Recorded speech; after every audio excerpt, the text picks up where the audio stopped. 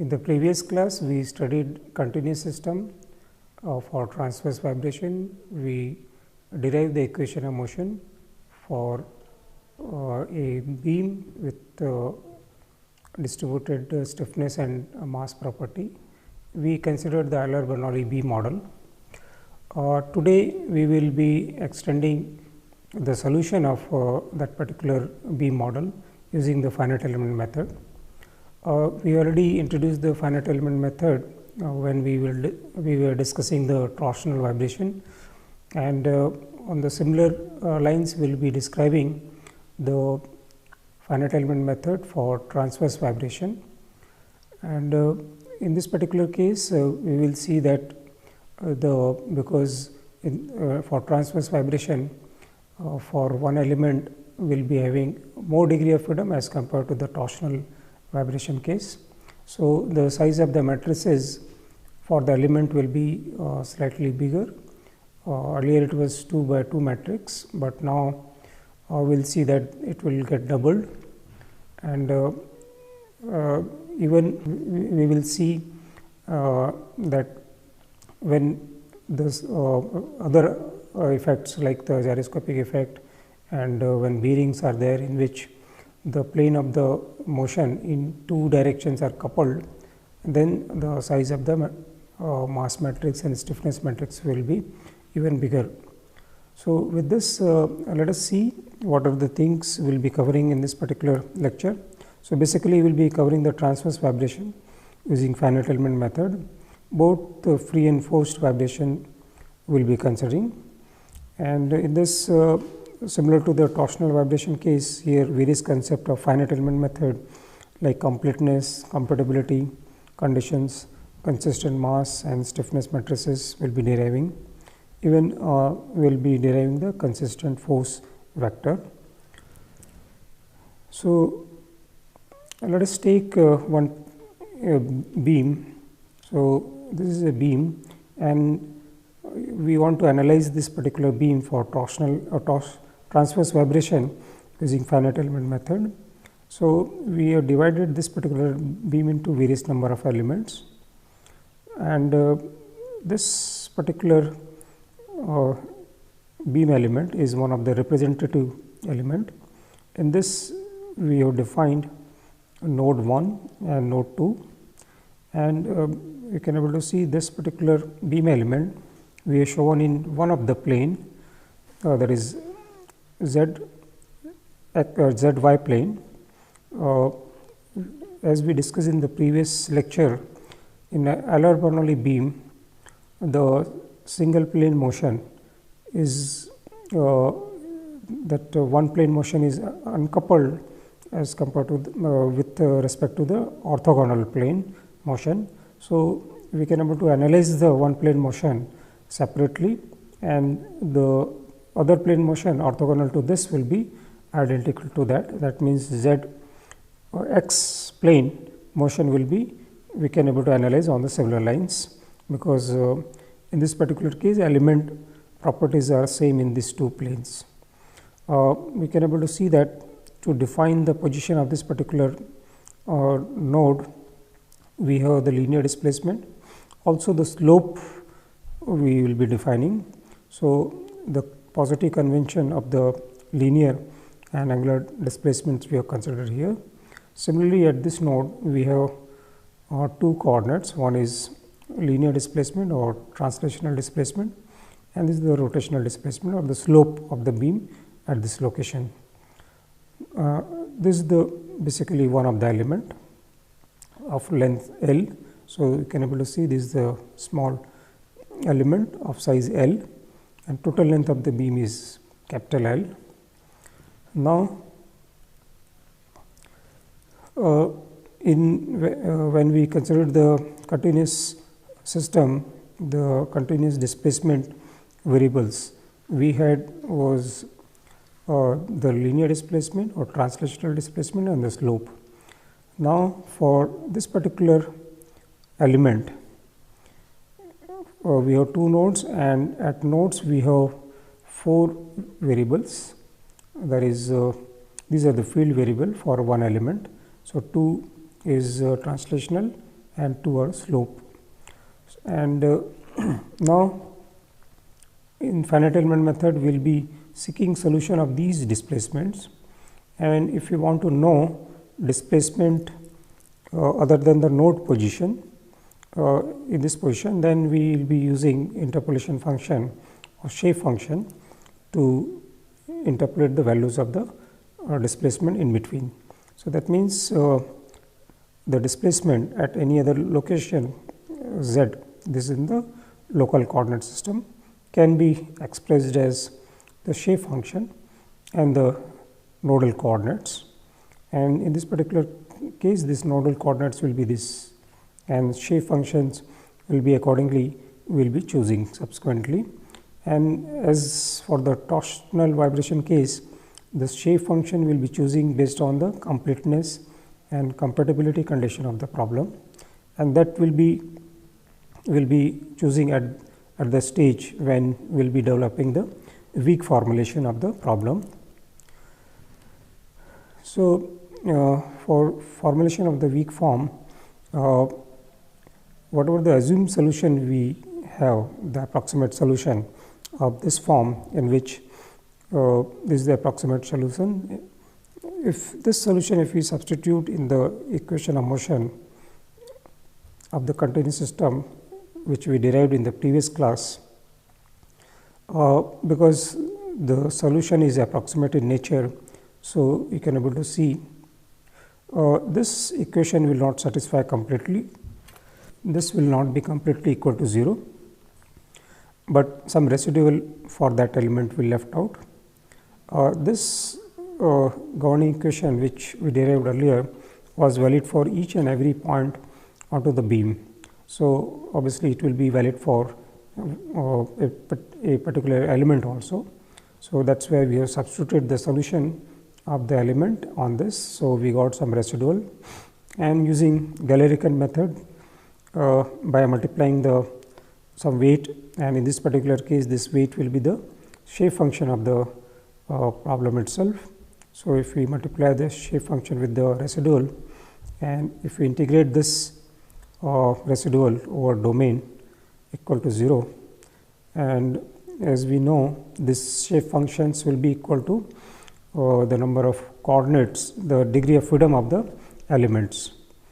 So, in this particular case we are substituting this residual in this expression. So, this is the expression for that. So, you can able to see this is this inertia term, and this one is this term, and in this particular case I have taken out, if we have EI properties varying, then we need to write the equation like this that we have discussed earlier while deriving the equation of motion of the continuous system. So, if it is constant, it will come out, and we will be having derivative of v with respect to z 4 times, which we have represented as prime here, and here explicitly we have expressed in terms of the partial derivative with respect to z. And these force terms will be as it is. This is a distributed force, this is a concentrated force acting at z is equal to z naught location. So, we have substituted the residual here, and we are equating it to 0. These expressions are we have r number of such equations are there. Now, we will, because in this particular equation the highest order of differentiation is 4. So, for this particular case, if we want to choose the shape function here in the form of polynomial, so we have to choose a 4th degree, because the 4th order differentiation is there. So, unless we choose 4th degree, it will vanish. So, what we will do in this particular case, we will weaken the requirement of this particular shape function degree by doing integration by parts of this particular term, in which we have z derivatives. So, let us see. So, here I have expanded those terms. So, this is the inertia term, and this is the term which we want to do integration by part, and other terms will be as it is, because they do not have higher derivative with respect to z. So now let us see how we can able to differentiate this with respect to. So I am differentiating, I am taking this term only. So if we do the integration by part of this particular term, so this will be first part, integration of the second part, this is integration of the second part, limit 0 to z, L, 0 to L. This we are doing over the element length, minus 0 to L, differentiation of this particular first term. So differentiation with respect to z I am writing as prime. This will be integration of the second term, that means same as this term.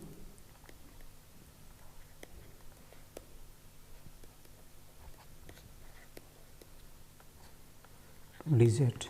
So we have integrated, we have done integration by part of this once.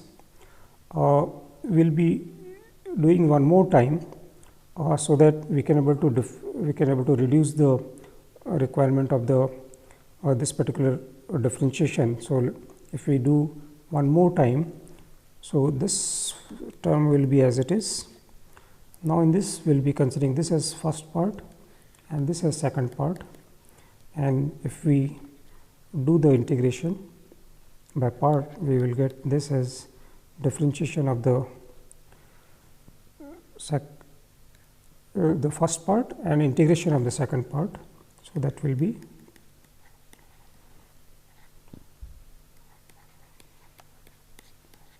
this is okay, 0 to L, and then this will be positive 0 to L, differentiation of first part, differentiation of this and integration of this.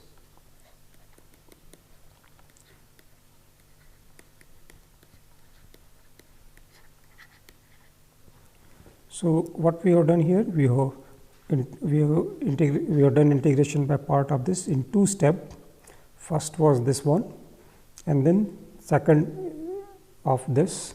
So if you see, finally you will get this. So this expression will be as it is, there is no change. This first term is this term, and this particular term is this, and this integration is this one, and these four terms are unchanged there as it is, equal to 0. So you can be able to see that how we have done the integration by part twice to get the weak form of the formulation, finite element formulation.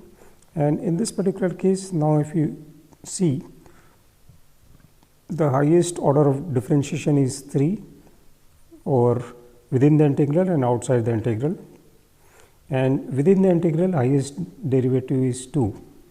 So the completeness and compatibility conditions now will be defining. First is in whole expression. So whatever the highest derivatives with respect to z is there, up to that we require the completeness. That means we need to have the polynomial which should satisfy that. So you can able to see now with cubic polynomial we can able to satisfy this, this will not vanish. And for compatibility condition, we need to look into the within the integral what is the highest differentiation with respect to z. So that is 2. So as per rule, we should have the compatibility one order less, that means up to first order. So that means we need to have compatibility at the common node of two elements of the variable itself and its first derivative, that means slope. So let us see this two requirements. So highest order of derivative with respect to z in the whole expression is third. So completeness of these are required, and so up to the third differentiation with respect to v, because this slope is itself is first differentiation of the displacement, linear displacement. So a polynomial of third degree is sufficient to set for the shape function or the interpolation function, and for the compatibility the highest derivative within the integral is 2. So, up to 1 order less, that means the linear displacement and the angular displacement we require the compatibility condition. So, with this information now we can able to decide about the shape function. So, as we have chosen the shape function as approximate, and we had the nodal displacements in the element as these 4, because 4 degree of freedom element is there for 2 nodes. So, we expect there will be 4 shape functions, and these shape functions, as we have seen in the previous condition, that cubic polynomial is sufficient to represent the shape function for this particular problem. So, this expression we can able to write in a row vector and column vector like this. So, we can able to see this A1, A2, A3, A4 are unknown. This we need to find out from the boundary condition of the element and let us see how we can able to obtain these constants. So, we have obtained the weak form of the formulation, and based on that we have now chosen what should be the polynomial degree, and this polynomial degree polynomial is having 4 constants, and we will be obtaining this using the boundary condition of the element. And let us see how we can able to obtain this these constants. So, this is a particular element which we have chosen. It is having 2 nodes at 2 ends, and at each node we have 2 displacements. One is V, translational displacement, another is the phi, that is phi, which is slope. So, you can able to see there are 4 variables attached to this particular element, and the boundary conditions for this, considering this as a local coordinate system Z. So, origin is here, and this end is Z is equal to L. So, you can able to see at Z is equal to 0, the translational displacement is V1, slope is equal to phi x1, this should be phi x1. Similarly, here at Z is equal to L, we have displacement V2, translational one, and the slope is phi x2. Now, we can able to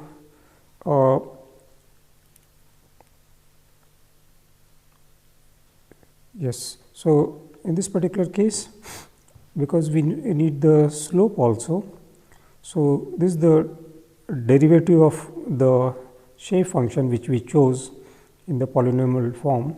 So, if we take the derivative, we will get this expression, because one term, one degree will get reduced, and this itself we can able to write again in the similar form as the previous one. Only thing is we have now A4 0, but to take care of that we are keeping this as 0. So, basically here in this particular expression only 3 constants are there, 4th is not contributing. Now, we will be satisfying these boundary conditions. So, at Z is equal to 0, slope the displacement is V1. So, if we satisfy here Z is equal to 0, you will see that A4 will remain, other terms will vanish. If we put Z is equal to 0 in the slope term, this 2 term will vanish, only A3 will be left out. Similarly, if we put Z is equal to L in this displacement term, we will get these, and in the slope term we will get this. So, basically we have 4 equations, and we have 4 unknowns A1, A2, A3, A4. So, and they can be solved because they are simultaneous linear equations. These expressions I have written in this particular form.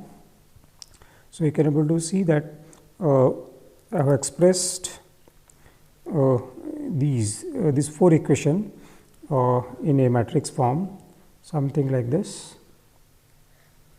So, we have A1, A2, A3, A4 is equal to V1, Vx1, V2, Vx2.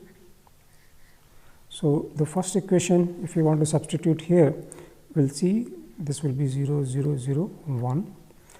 And the second equation will be 0, 0, 1, 0. This expression will be L cube, L square, L 1, and this expression will be 3L square to L 1, 0. So, basically put this in a more systematic way in a matrix, and this I am calling is at A, this is small a in the next slide, and this is the eta, that is a nodal displacements. Now, these constants are unknown. So, we can able to get this by inverting A matrix. So, that we have done here. We inverted A matrix to get A multiplied by the nodal displacements, and if we invert the A matrix, the form of the A will be like this. So, we have obtained now A constants of the polynomial. Now, we earlier expressed this particular displacement, shape function displacement, as go back to this, we express like this. So, basically we had A here, which is now we have obtained as A inverse into eta. So, now we are substituting this in place of A, this quantity in this expression. So, that is the z terms and inverse A into nodal displacements, and if we multiply these two, we are expressing, because the size, let us see the size of these.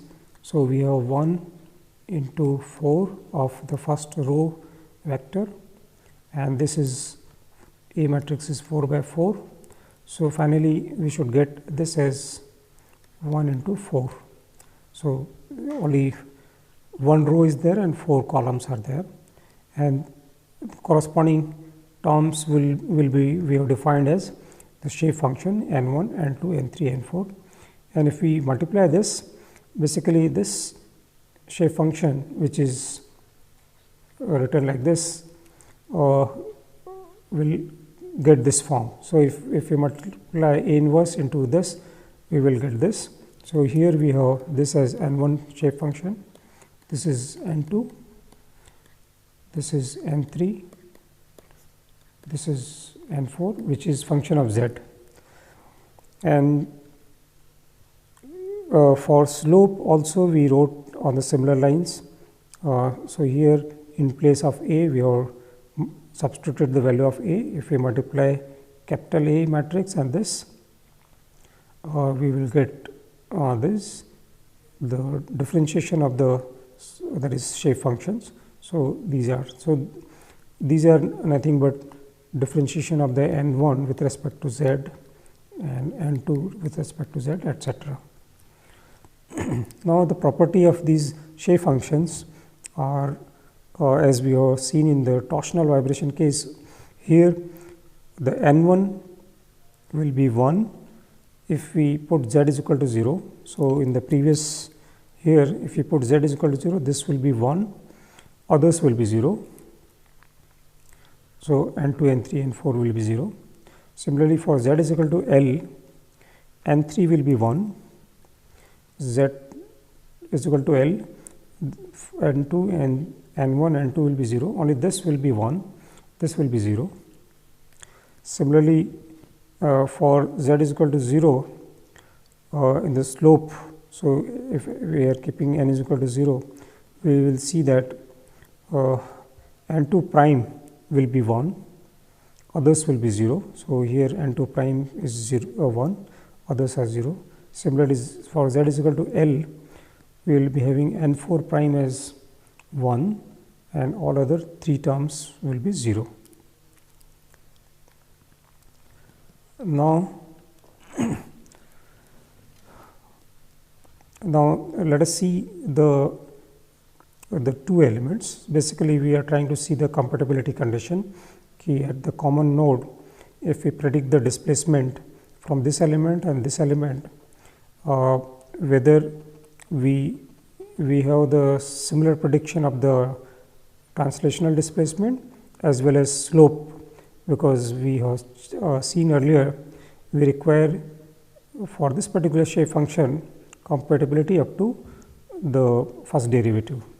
So, this is the shape function which is predicting the displacements at the node position, also at the intermediate position. So, we will be using these two expressions to predict the displacements at the common node by two separate elements. So, for z is equal to L for first element 1, that is a z is equal to L. So, we are getting, if we substitute in the previous expression, this expression z is equal to L, we will get only this as 1, others are 0. So, we will get v z plus 1 and slope we will get phi x z plus 1. So, this is for element, in this particular case jth element. This is jth element.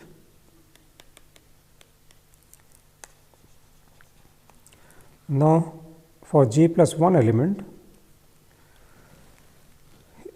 this is the expression. So, this for j is a z plus 1 element, this is a linear displacement and angular displacement. And in this particular case, if we put z is equal to 0, because for z plus 1 element, this common node is at z is equal to 0. So, if we put z is equal to 0 in this expression, we will get this as here only this will be 1, remaining terms will be 0.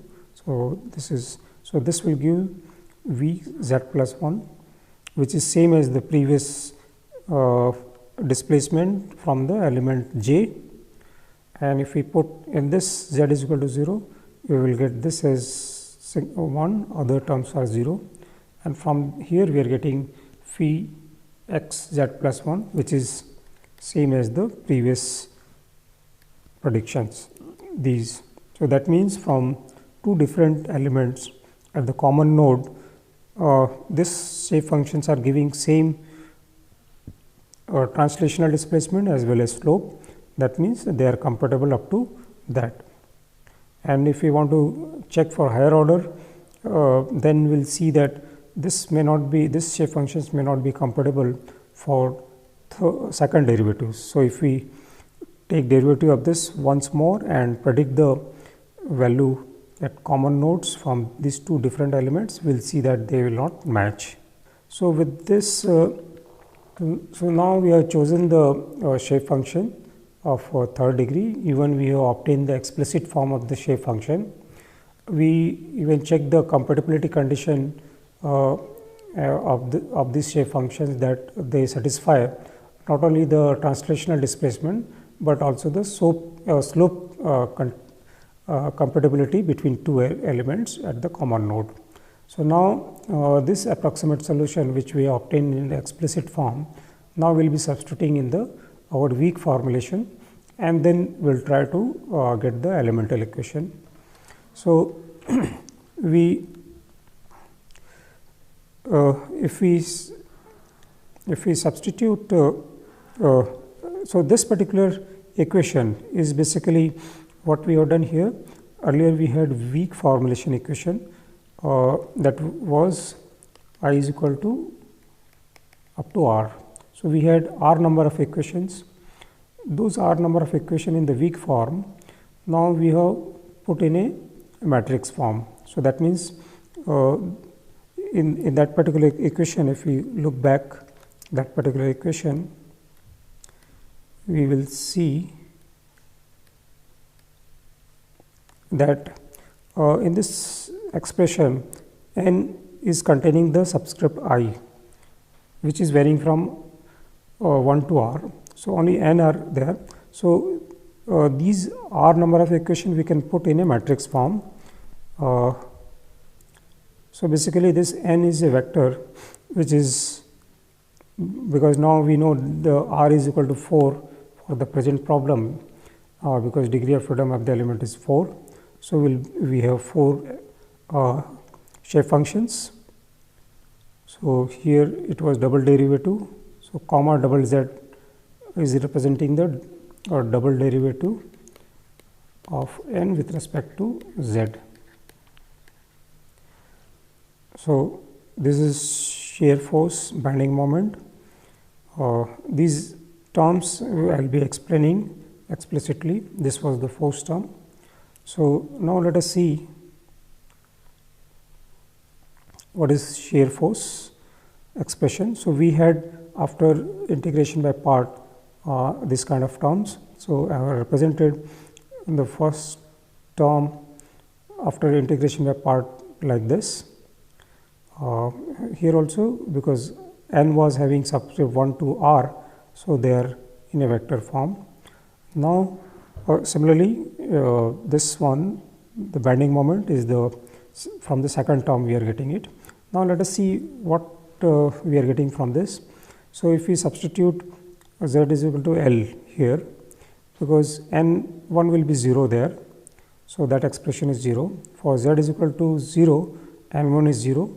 So, we are getting this one, and this I am expressing at z is equal to 0. This particular term is basically shear force, because here you can able to see this is a prime z, that itself is representing that the term within the bracket is differentiated with respect to z. So, basically this is shear force term having third degree in the translational displacement.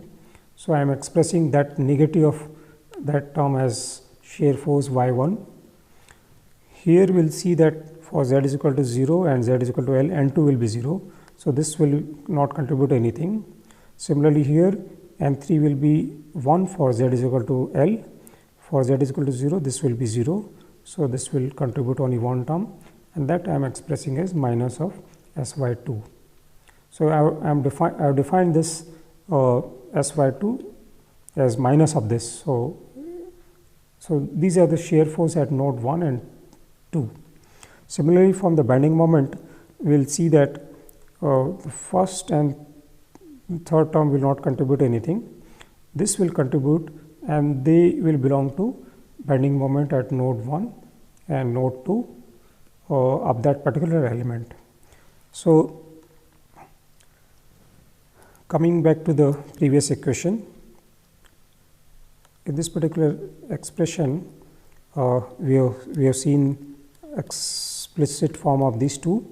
Now, because this is the displacement we have chosen in a form of shape function like this,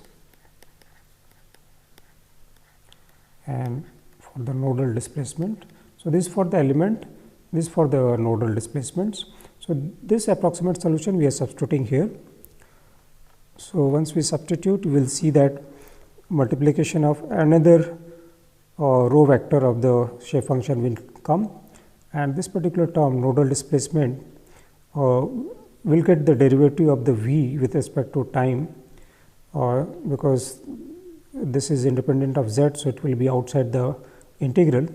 Similarly, from second term we will get the derivative with respect to z, which was there in v, will get in the shape function, but this eta will be outside the integral. This will not get any differentiation, because there is no differentiation with respect to time in the second term. Similarly, this is basically we have clubbed the shear force and bending moment in one. There is the reaction force vector represented, and if you see the shear force which we got and the bending moment, we have kept in a single vector, and this is the force term.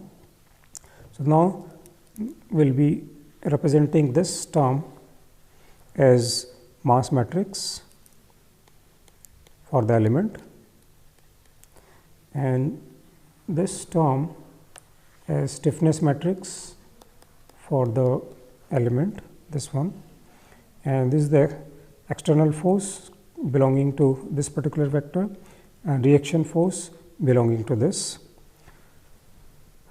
These vectors nodal displacements are these. This external force we are already expressed like that. So, you can able to see now we have got the elemental equation of the finite elemental equation of, and now let us see the explicit form of these mass matrices and the stiffness matrix. So, stiffness matrix, as we have expressed the integral.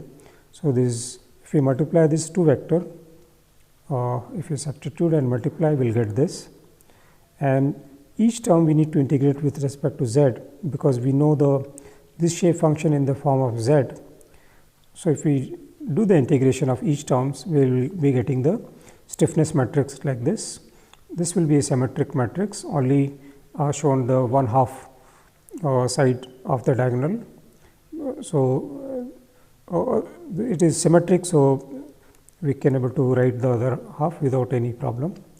Now, let us see for a typical stiffness, let us say element K12.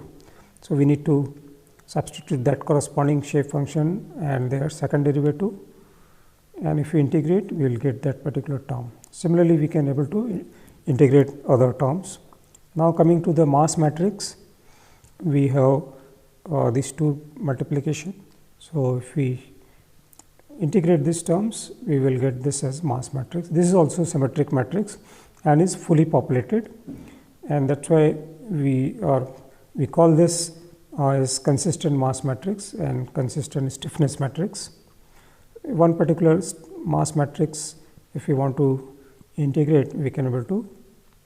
So, this particular term is M12. So, this we will able to get. So, if we multiply these two, we will get that particular term from this. This is a consistent mass matrix, because all the element of the mass matrix is fully populated. Now, we have obtained the mass matrix and stiffness matrix in explicit form. We have seen that in the right hand side we have reaction torque, a reaction force that contains the shear force and bending moment, but there is an external force also. So, if we know the explicit form of the force, then we can able to calculate that particular vector. So, let us try to calculate that vector for a particular distribution of the force. So, in the first case, let us say if we want to obtain the consistent load vector for uniformly distributed load, that is so Ft is a load which is uniformly distributed over the element. So, this is the load per unit length. So, if we substitute this in the distributed load component, there is no concentrated force, because that was containing two terms, one was distributed and another was concentrated. So, this is only we are considering the distributed one. So, that force multiplied by the shape function term was there, and shape function term are having 4 terms. So, because this is a constant quantity, so it will go out, and we need to integrate these shape functions. If we integrate, we will get the consistent force vector for a distributed force like this. So, you can able to see that because of this distributed force over the element, we are getting some kind of equivalent force at 2 nodes as well as equivalent moment at those 2 nodes, because the first and 3 belongs to the force and second and fourth belong to the moment. So, for uniformly distributed force, we need in finite element method, basically we seek the solution at the nodal position. So, we need to obtain the equivalent of this distributed load at the node position. So, this is the equivalent of that. If you see, if we sum up the first and third term, that will give the total load. So, the Ft half and this is Ft half. So, this if we add it, that we will get Ft into L. So, that is the total force acting, but apart from that we are getting the some moments also. And because there is another model in which instead of consistent load vector we could have used the lump force model, in which obviously the straightforward will be that whatever the force is acting on this element, half of that if we apply here, half of that if we apply here, that is the lump force model. And in that particular case this is fine, but moments will be 0. So, that will be the in fact inconsistent load vector or lump mass load vector.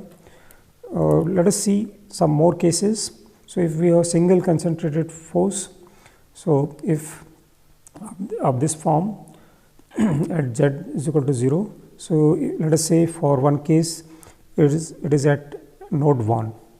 If it is at node 1, we can able to substitute here, because it is acting at node 1, that means that z is equal to 0. So, we know that this direct delta function, if it is there, if you want to integrate this term, because this is constant, this will go out, but this function will be evaluated directly by putting z is equal to z naught. So, that is basically the explicit integration of the this. And for first case, when z naught is at 0, this one, we will see that only this will be 1 or this will be 0, because n 1 is 0 for rest of the case except at n 1. So, you can able to see that directly we are getting the nodal force at 1. Similarly, if node force is here, we will, if we substitute there, we will get at corresponding node, because second and third is fourth is for moment. This is for the force at node 2. But if we keep this particular force at the middle, then you will find that all the terms, including the moments terms, will not be 0. And this is a consistent force vector for the concentrated load. So, half of this is coming here and here as a force, but apart from that moments are also coming. So, you can able to see what is the advantage of the consistent force vector, that it is more accurate and is not based on the lump force analysis. Another case, let us say if the force is linearly varying like this, amplitude of this are given, and because it is linearly varying, so let us express the force as a linear polynomial, where a and b are constant to be found out from the end condition of the force distribution. So, at z is equal to 0, the amplitude of force is F1. So, if we substitute here, we will get a is equal to this one.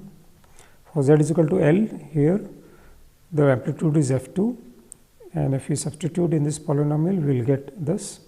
These two equations will give us a and b like this, and if we substitute a and b in this polynomial like this, then we are rearranging F1 and F2 terms separately. So, you will see that basically we obtain a shape function for the force. These are for node 1 and 2, but this is the shape function for force, and this can be used now for calculation of the consistent load vector. And so, now we have, instead of force, we have kept this shape function into this. So, not only the shape function of the element is there, but shape function of the force is also coming. This is coming out because this time dependent term. So, if we integrate this, we will see that we will get the consistent force vector for linearly varying force like this. So, at each, so this is the force, these are the moment. So, this and so this is a consistent force vector for linearly varying force. This analysis, now you can able to see that we can able to extend for if this distribution is parabolic or cubic or the similar lines.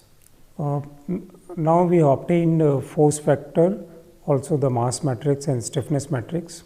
So, once we obtain the elemental equation, now the thing is how we can able to assemble if various elements equations once we have written, how we can able to assemble them, and especially if apart from the element which we have considered, if some concentrated mass like disks are is there, how to incorporate in the assemble equation. So, let us see the assembly of the equation for very simple two element case. So, in this particular case we have two elements. So, this is one element, this is another element. The dimensions of these two elements are different, and in between this there is a thin disk. So, now you can able to see that in these two elements we have three nodes 1, 2 and 3, and at these three nodes we have at each node we have 2 degree of freedom. So, total 6 degree of freedom is there. So, we have divided this two elements like this. So, disk we are keeping with the first element. The second element we are not keeping the disk. This disk we could have kept here, but only thing is we need to keep it one of the element, because once we join back these two elements, we should have only single disk mass contribution. So, in this particular case we have kept the disk in the element 1.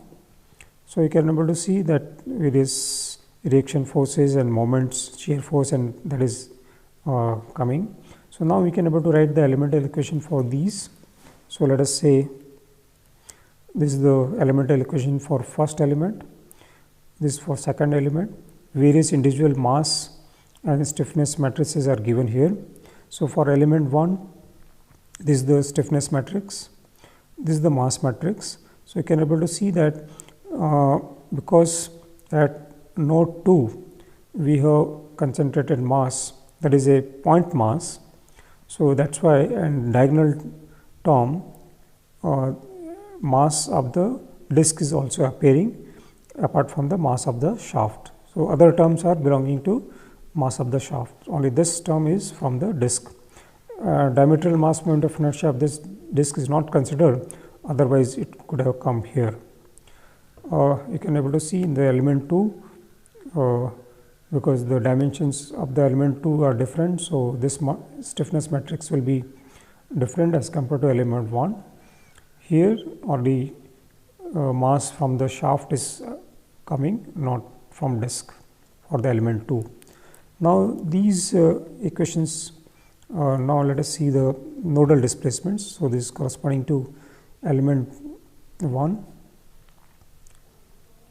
and this is corresponding to element 2 and this is force vector for element 1 and element 2. And if you assemble them, this is the assembled equation for that. So, you can able to see that this 4 by 4 is for element 1, but because there is a common element. So, we have some of the terms related with the common elements of the two elements are coming. So, you can able to see these are for element 1 and these are for element 2, and this mass of the disk is also there. Similarly, this is the assembled equation of the stiffness matrix. So, you can able to see with the subscript 1 they belong to element 1 and this belong to element 2. So, this is the assembled equation, and the nodal displacements, because there are 6 degree of freedom, that many will be there. Shear force and bending moment, the reaction force. So, obviously, they will cancel at the common node, because once we assemble these elements they will cancel each other. So, now once we have obtained the assembled equation, now we can, depending upon various kind of boundary condition, we can able to solve this problem. So, in today's lecture we started with the development of the elemental equation. We used Galerichan method for the development of the elemental equation. In the previous class, we developed the Al-Bernoulli beam equation of motion, and for that particular case, we started the approximate solution, and we obtained the weak form of that particular equation. Based on the weak form, then we obtain the shape function in the explicit form, and once we obtain the shape function, we use that for obtaining the explicit form of the mass matrix and the stiffness matrix. And through some cases for the force vector, the consistent force vector, we have seen that how the force vector takes the form if it is uniformly distributed or concentrated force or linearly varying force, how this particular consistent force vector takes the form. And then with a simple 2-element case, I try to explain how the assembly of these elemental equations can be done. Now, in the next class, we will see through some example how we can able to solve the calculation of the free vibration or forced vibration for a particular boundary condition of the problem, because till now for when we are developing the elemental equation, we did not consider the boundary condition of the problem as a whole. So, in the next class, we will take up some example in which we will be obtaining the natural frequency of the system as well as the forced vibration of the system using finite element method.